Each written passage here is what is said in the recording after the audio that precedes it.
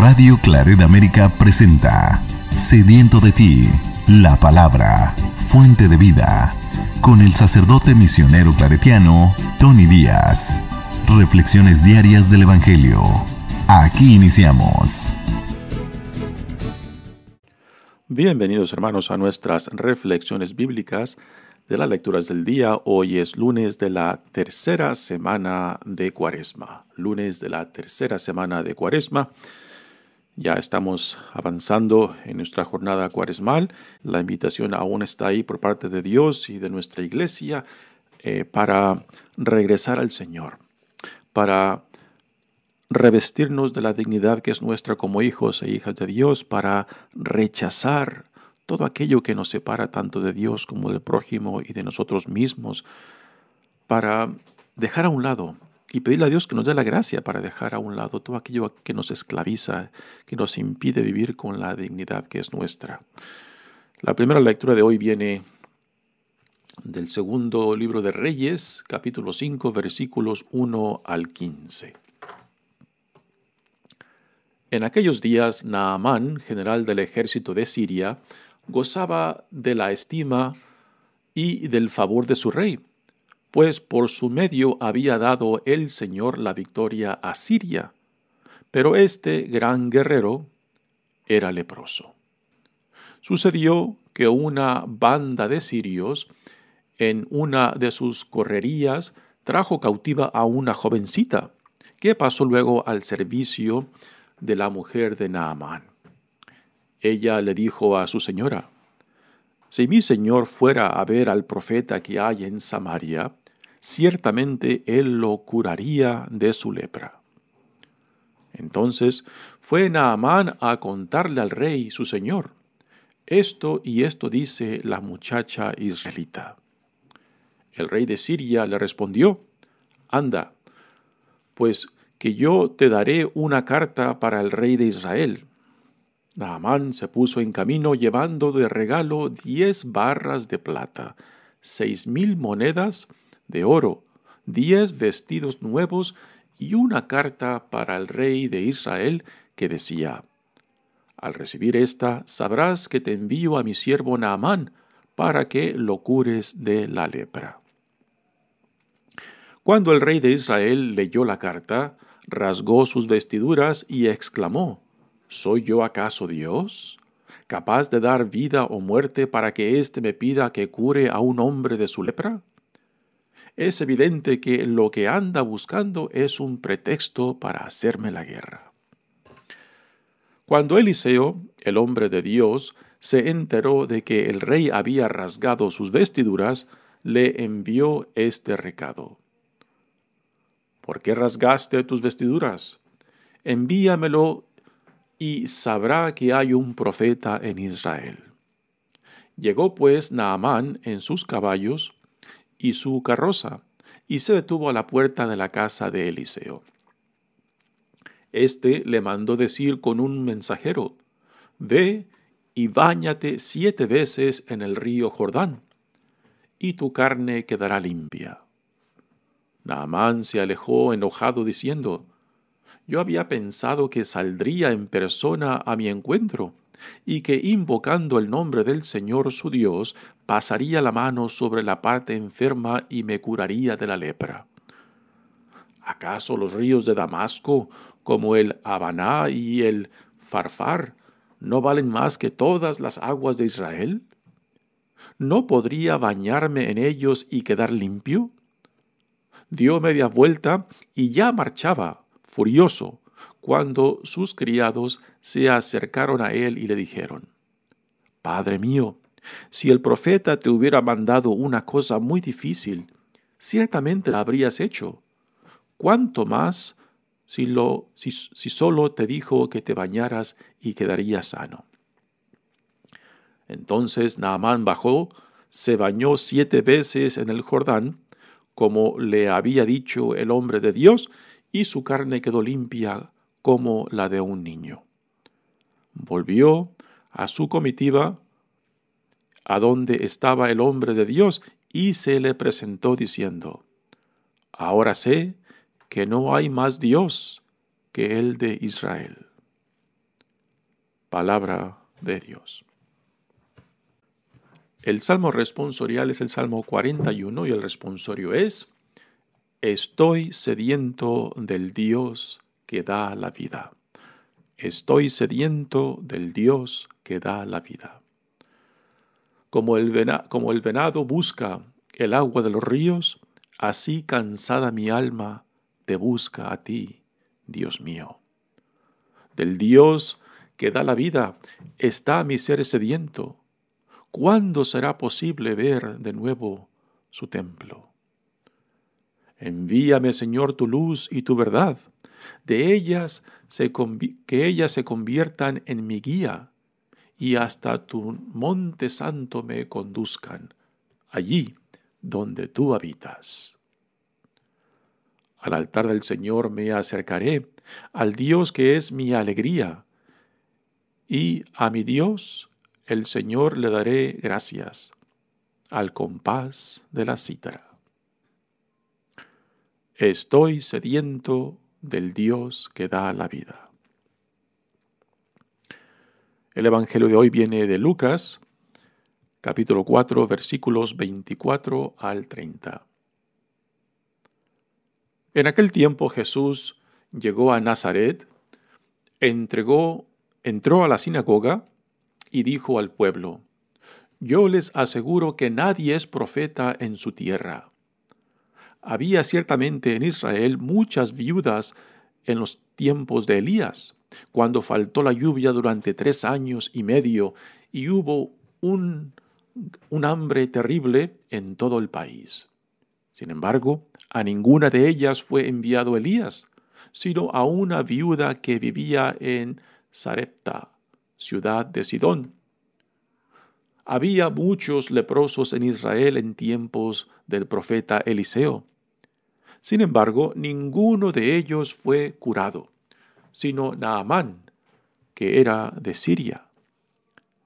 Al oír esto, todos los que estaban en la sinagoga se llenaron de ira, y levantándose, lo sacaron de la ciudad y lo llevaron hasta una saliente del monte, sobre el que estaba construida la ciudad, para despeñarlo. Pero él, pasando por en medio de ellos, se alejó de allí. Palabra del Señor. Muy bien, demos comienzo a nuestra reflexión de las lecturas de hoy. Y hay un tema común entre la primera lectura y el Evangelio de hoy, que es el orgullo que ciega la mente de este general Naamán y también los interlocutores de Jesús cuando se encuentran en la sinagoga de su pueblo de Nazaret, que les impiden a ellos ver y escuchar a Jesús, y hacen todo lo contrario, lo rechazan, y hasta el punto de que lo quieren matar despeñándolo desde la saliente de la ciudad. Muy bien, dice la lectura de hoy. En aquellos días Naamán, general del ejército de Siria, gozaba de la estima y del favor de su rey, pues por su medio había dado al Señor la victoria de Asiria. Es interesante cómo Israel, los autores del Antiguo Testamento, ven a Dios. No lo ven solamente como el Dios de Israel, lo ven como el Dios de todo el universo. Y aún las victorias de Siria, que es enemigo mortal de Israel, las victorias de Siria las interpretan como victorias que Dios les concedió a ellos, ¿no? Así que es muy interesante, ¿no? Yahvé es el Dios del universo, no simplemente el Dios de Israel. Y aquí hasta a los enemigos de Israel, a Siria, ven sus victorias como una acción de Dios por ellos. Dice, pero este gran guerrero era leproso. Así que Naamán es un general en las fuerzas armadas de Siria. Sucedió que una banda de sirios en una de sus correrías trajo cautivo a una jovencita que pasó luego al servicio de la mujer de Naamán. En el tiempo que narra esta primera lectura, Siria e Israel tenían un pacto de paz, pero las fronteras entre estas dos naciones, pues aún había incertidumbre, aún había entradas y salidas tanto de los israelitas como de los sirios, y de vez en cuando pues se llevaban a cabo estas introducciones a las tierras de sus contrarios. Y es en una de estas entradas que aquí le llaman correrías, donde un grupo de sirios toma cautiva a esta jovencita que se convierte en instrumento de la gracia de Dios. Este es un tema muy interesante, como aquellas personas que para el mundo no cuentan para nada, y aunque para nosotros a veces no cuentan para nada, gente sencilla, gente pobre, gente humilde, ¿no? Que a veces ni siquiera las vemos ni las reconocemos. Pues aquí un ejemplo bien claro como esta jovencita que fue capturada por los sirios y llevada a Siria y que ahora está de sierva de la esposa del general Naamán, pues se convierte en instrumento de la gracia de Dios, también instrumento de la sanación de Naamán. Así que esta jovencita le dice a su señora: si mi señor fuera a ver al profeta que hay en Samaria, ciertamente él lo curaría de su lepra. Y esta intervención de esta sierva, jovencita israelita, pues es lo que enciende, empieza esta aventura de Naamán, de ir primero al rey y después el rey lo manda al rey de Israel con una carta pidiéndole que lo sane, lo cual es una escena divertida porque crea reacciones exageradas del rey de Israel. Dice: entonces fue Naamán a contarle al rey su señor, esto y esto dice la muchacha israelita. Y el rey de Naamán le dice: anda pues, que yo te daré una carta para el rey de Israel. Y entonces Naamán empieza a ordenar su salida para Israel y lleva consigo, pues como regalos, una cantidad de cosas: plata, oro, vestidos, como regalos para el rey de Israel, como de cierta manera pensando que con regalos puede comprar el favor de Dios para su sanación. Naamán se puso en camino llevando de regalo 10 barras de plata, 6,000 monedas de oro, 10 vestidos nuevos y una carta para el rey de Israel que decía: al recibir esta sabrás que te envío a mi siervo Naamán para que lo cures de la lepra. El rey de Siria no está pensando que el rey de Israel lo va a sanar, sino que el rey de Siria supone de que el profeta de quien esa muchachita israelita le ha hablado está bajo la autoridad del rey de Israel, lo cual es un error terrible que el rey de Siria no comprende. Eliseo, en cierta manera, es una crítica constante del rey de Israel, porque es un rey que no se somete a Dios, es un rey infiel, es un rey que rechaza la alianza de Dios. Y sin embargo, cuando el rey de Israel recibe esta comitiva de Naamán y lee la carta, pues la toma como ofensa, ¿no? Y aquí entra el orgullo tanto de este rey de Israel como también a principios el orgullo de Naamán cuando finalmente se entrevista con Eliseo, el profeta de Israel que vive en Samaria. Cuando el rey de Israel leyó la carta, rasgó sus vestiduras exclamando: ¿soy yo acaso Dios capaz de dar vida o muerte para que éste me pida que cure a un hombre de su lepra? Es evidente que lo que anda buscando es un pretexto para hacerme la guerra, ¿no? Recordamos que hay un pacto de paz entre Siria e Israel y el rey de Israel pues ve esta comitiva del rey de Naamán y con esta carta del rey de Siria como una amenaza, como un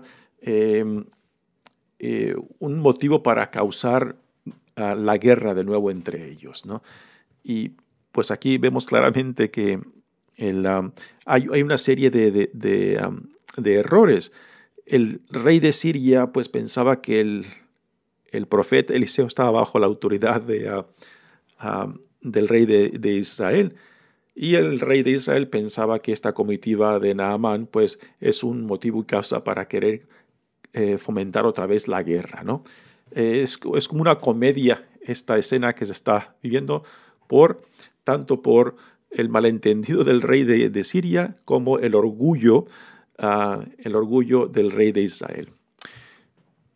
Cuando Eliseo, el hombre de Dios, se enteró de que el rey había rasgado sus vestiduras, le envió este recado: ¿por qué rasgaste tus vestiduras? Envíamelo y sabrá que hay un profeta en Israel. Y estas palabras de Eliseo también son una crítica al rey de Israel, porque el rey de Israel es renegado de Dios, es un rebelde, es un infiel, que no se somete a la obediencia de Dios, ¿no? Así que estas palabras de Eliseo también es crítica para él. Llegó pues Naamán, sí, que finalmente Naamán llega a donde se hospeda el profeta Eliseo. Y dice: Naamán con sus caballos y su carroza se detuvo a la puerta de la casa de Eliseo. Este le mandó decir con un mensajero: ve y báñate 7 veces en el río Jordán, y tu carne quedará limpia. Cuando el general Naamán escucha este mensaje de Eliseo, que ni siquiera sale para recibirlo, ¿no?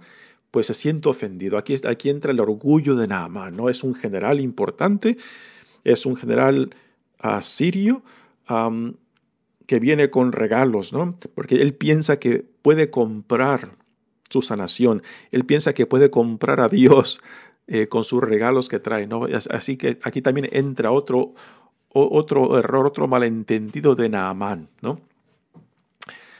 Y ahora, cuando escucha este mensaje de Eliseo, que ni siquiera sale a recibirlo, se quiere marchar enojado.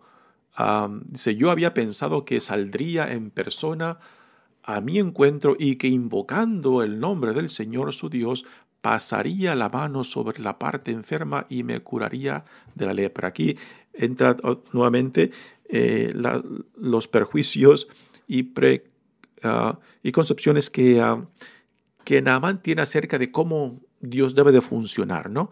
Y porque él tiene estas nociones, pues se le hace difícil aceptar lo que Eliseo por medio del mensajero le ha dicho, ¿no?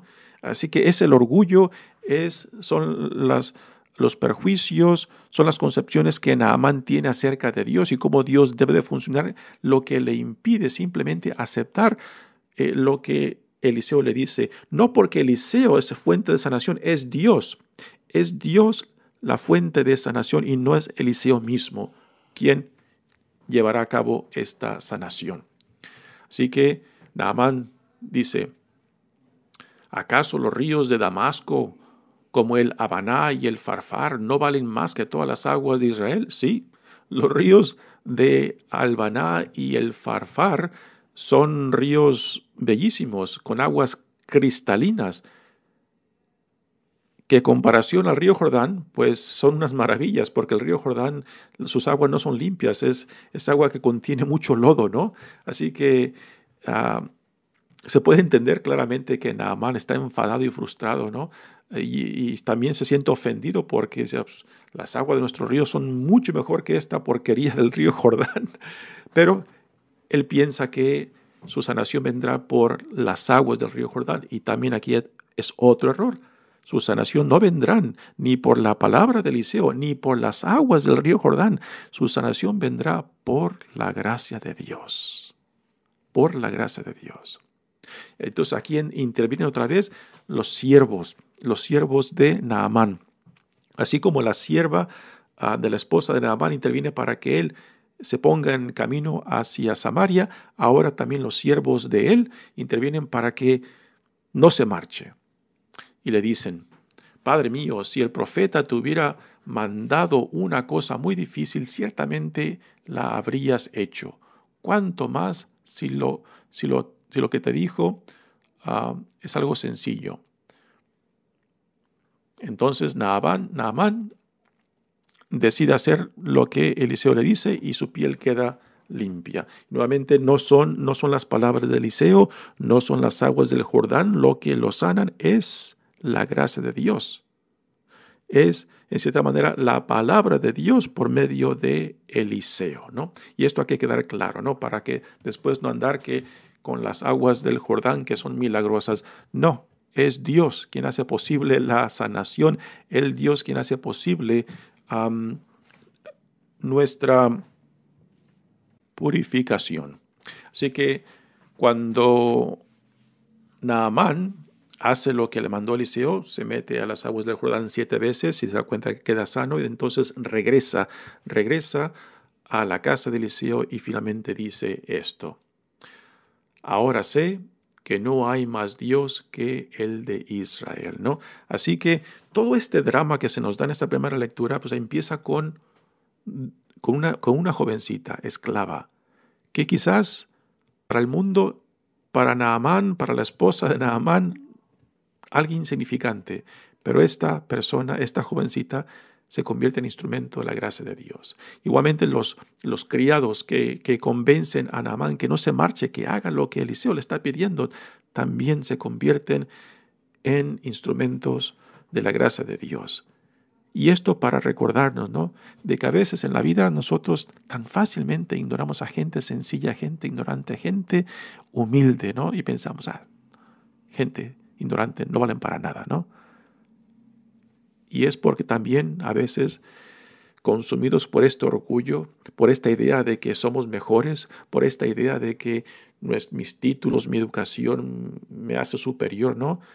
A veces estamos tan llenos de nosotros mismos, de nuestro propio orgullo, que a veces ni siquiera palpamos y percibimos cómo Dios se acerca a nosotros por personas o por situaciones tan sencillas, tan simples, que pensamos que, así como Naamán, que Dios venga a nosotros por medio de actos y experiencias impresionantes o milagrosas, ¿no? Cuando Dios se hace presente a nosotros en la forma más sencilla, por personas más humildes, ¿no?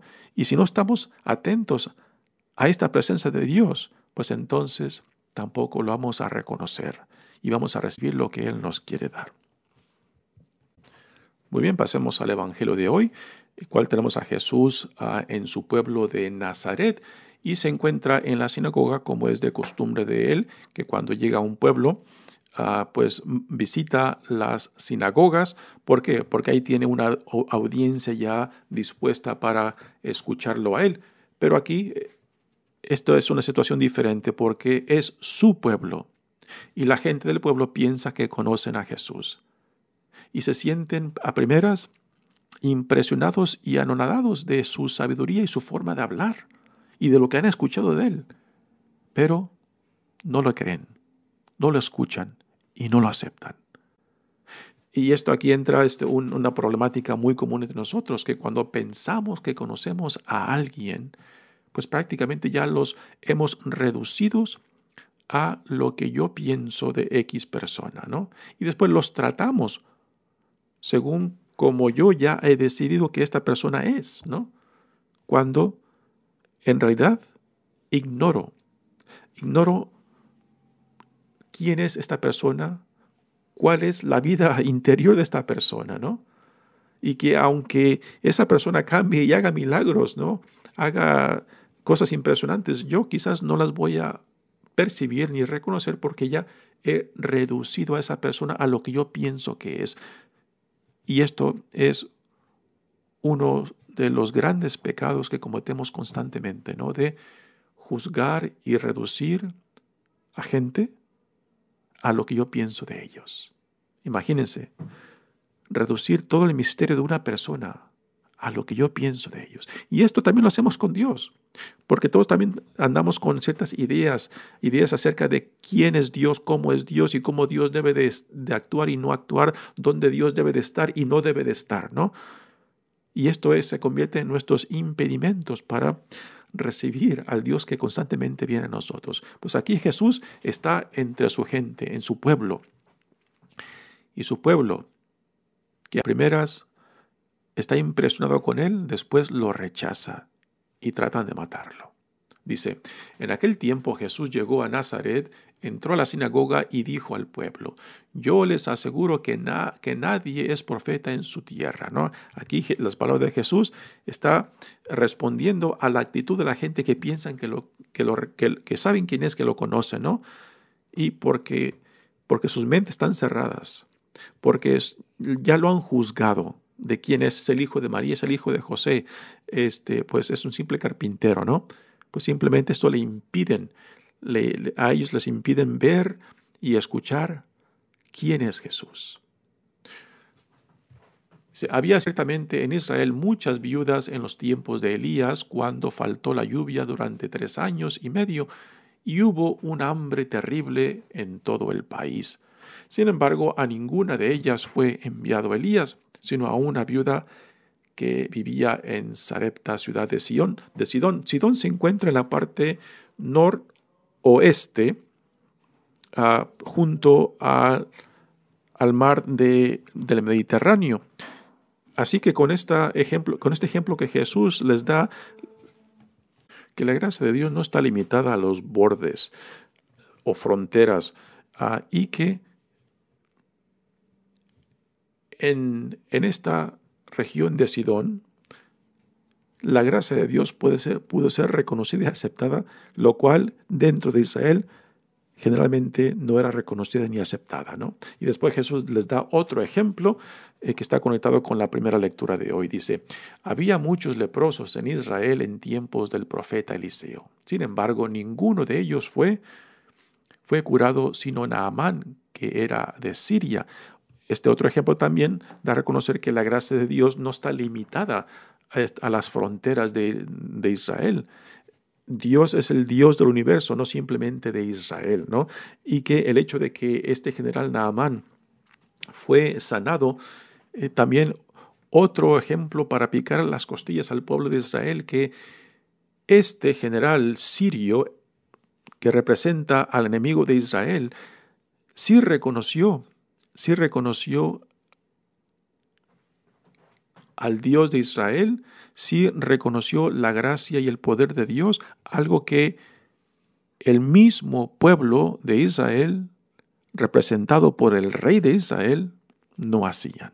Y sin embargo, este extranjero, este general del imperio de Siria, que son enemigos de Israel, pues mira, este sí llegó a creer y a aceptar la gracia de Dios.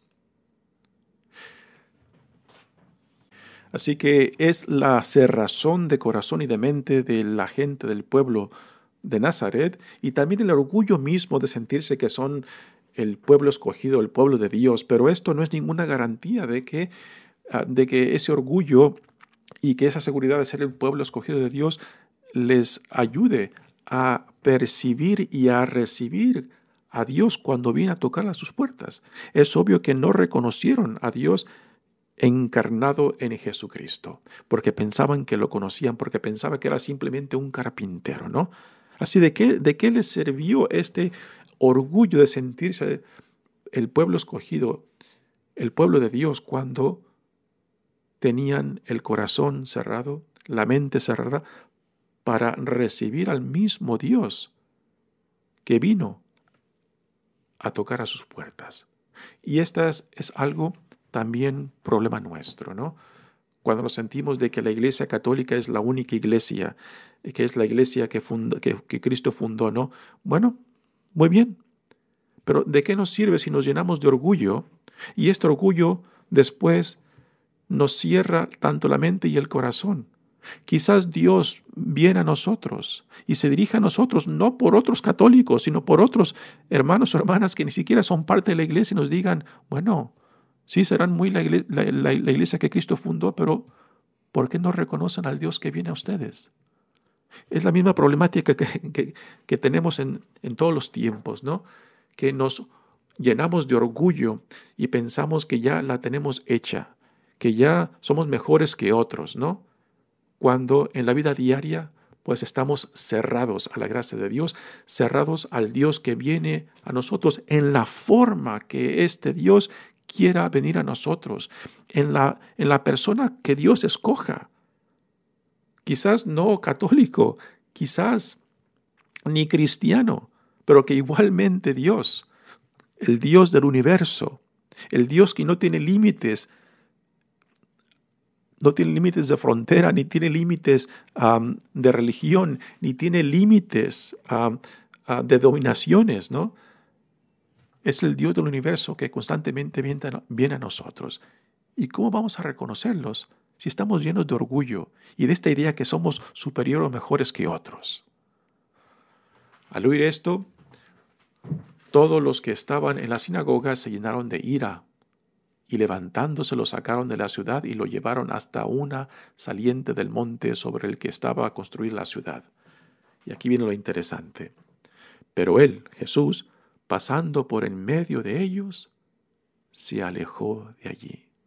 Que no sea esta nuestra realidad, que no sea esta nuestra situación de que a causa de nuestra cerrazón de mente y de corazón, pues también Jesús pase por entre medio de nosotros y se aleje tristemente, porque nuestro orgullo, nuestra cerrazón de mente y de corazón nos impide percibir al Dios que viene a nosotros, a tocar a nuestras puertas, pero no lo escuchamos, ni lo recibimos. Y el problema no está con Dios, está con nosotros. De que nos hemos llenado tanto de orgullo, tanto de esta idea de que somos superiores y mejores que otros, de que somos el pueblo escogido, pero no estamos dispuestos a recibir al Dios que viene a nosotros día tras día, en la forma que Él quiera venir, en la cara, en la presencia de quien Dios escoja a venir a nosotros. Mi nombre es Padre Tony Díaz, misionero claretiano. Que Dios los bendiga. Radio Claret América presentó Sediento de ti, la palabra. Fuente de vida. Sus comentarios son importantes. Contáctenos en radioclaretamerica@gmail.com.